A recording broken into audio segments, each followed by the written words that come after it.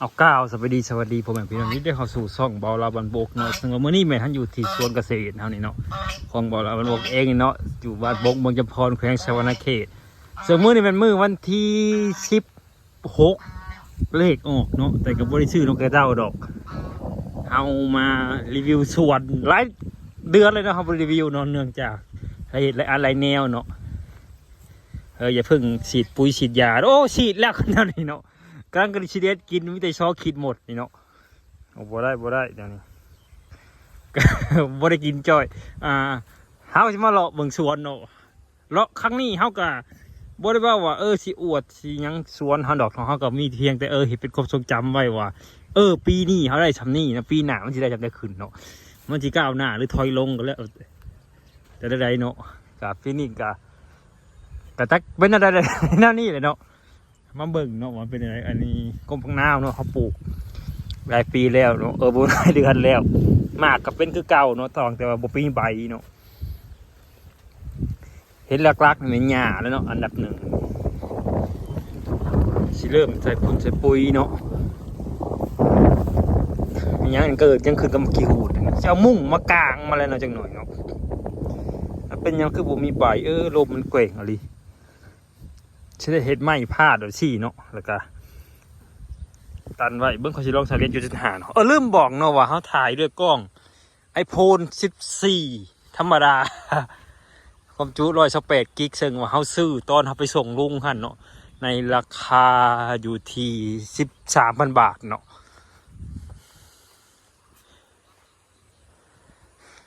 ก็มักน้าวเขากับมียังกินมียังหลายๆแนวเนาะอาจจะเป็นย้อนอย่างศัตรูเมียงใหม่ลายเนาะเดินถ้าชิลองเบิ่งเนาะว่าสิเฮ็ดแนวใดวิธีกำจัดแมงใหม่อันนี้ไผเฮ็ดยังอันนี้เฮ็ดยังอันนี้มีโคกมีกระบอกผ้าก็กล้วยโอ้โหเนาะจะไผเฮ็ดอันนี้ก็โอ้โหนั่งลงไปเบิ่งเนาะหาขุดเป็นคลองแต่มันย่างแล้วก็ผลิตแล้วแนวนี้เนาะบัดเฉพาะยาเห็ดเฉพาะก็บ่ได้มาทมได้แบบนี้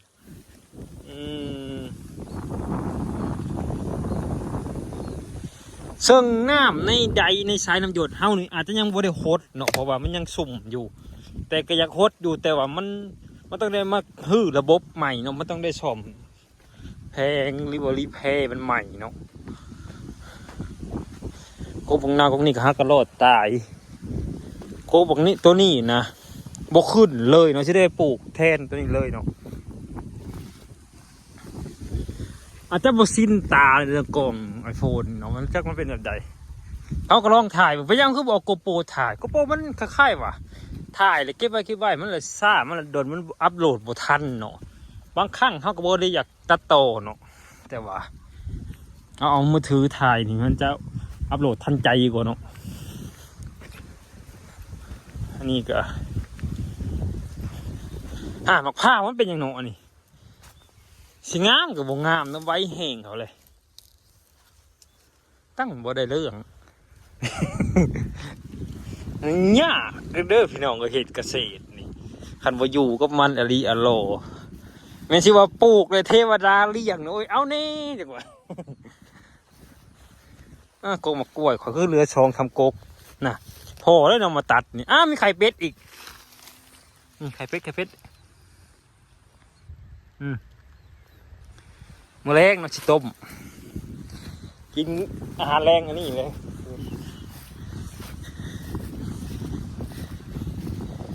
จะมักผ้ามันเขียวแล้วมันได้น้ำเดี๋ยวสิตัดหญ้ามาแล้วแบบนี้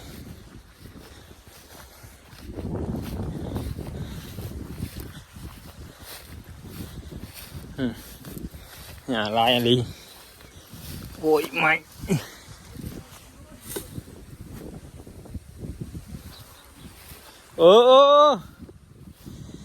นี่เนาะส่วนทั้งเบื้องนี่ก็มีแต่กกอย่างกกยางกกกระถินเนาะใหญ่แล้วก็สิได้ขายมากระถินพวกเลยเนาะ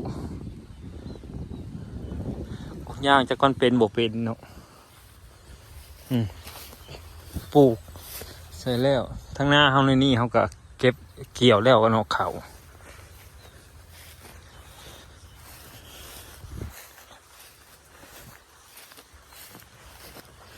ซื้อจักตัดหญ้าใหม่เนาะประมาณ3-4,000 บาทของมากิต้ามือสองจากญี่ปุ่นเนาะมันเบามันนี่เป็นตัดง่ายนี่พอคอยมานั่งเบิ่งเรามานั่งเบิ่งน้องน้ำเราบริหิตนึงได้เนาะเรามานั่งเบิ่งซื้อโอ้มือนี่คึมๆเนาะคือฝนสิตกมันหยิบเนาะ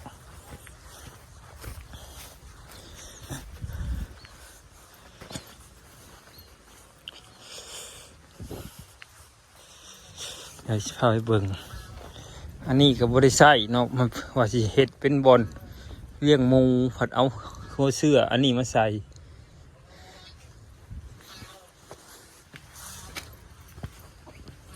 นี่คอกเป็ด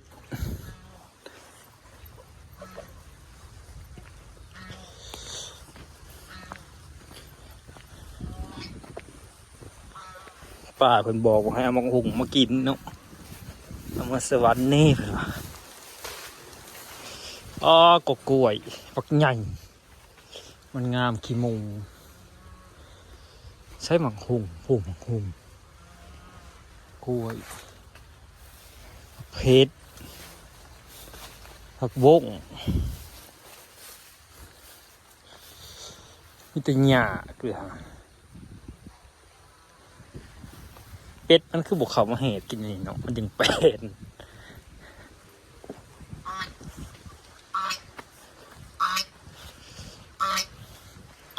เอ็ด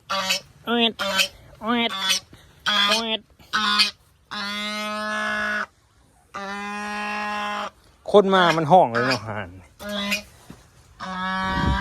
ก็จะแบบยัง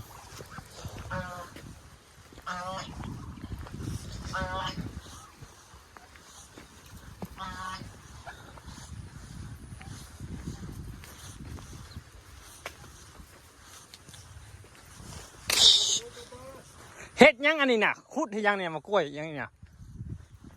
พูดนี่มันที่เป็นผลิตห้องซื่อ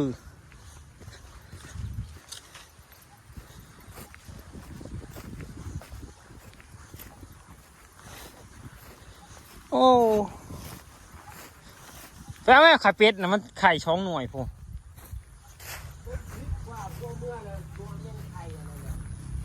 ฮะฝนมันสิตก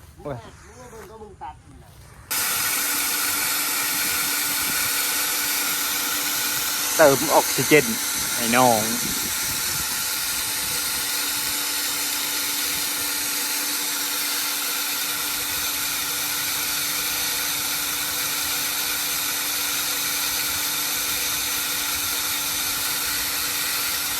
ใช่เหือเจ้า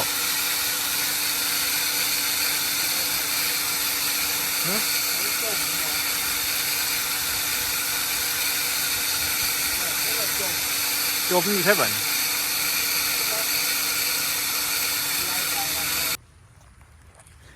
กินหมักเพชร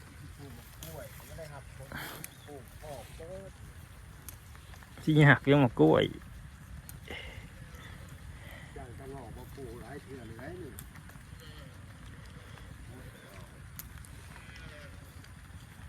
เขาปลูกมันไม่ได้เกิดโลกเกิดเลยเอาไม่ได้เคยปลูกจ้างวางเงินเหมือนกันเพื่อหนึ่งมันได้เป็นแสนเลยเพื่อเมื่อมาบอลปลูกนี่เพื่อเลยแล้วที่สองจะได้แสนได้แล้วมันขายเนี่ยขายเรือนหรือไม่ได้แบบมันหลายนั่น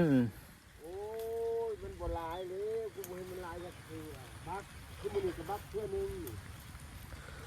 ลองเบิ้งเขาทำมือแต่ว่าขายฉันไม่ได้ขายแต่ต่อกันมือละเพื่อเดี๋ยวกูว่ายังดีมันที่ชุกพ่อผมกันน่ะมันปัญหามันก็มันหลายอยู่นู่นกูเห็นมันพ่อขายเบิร์ดเลยจังนั้นขายเบิร์ดเลยจังนั้นก็จะได้แล้วมันไก่น้ำ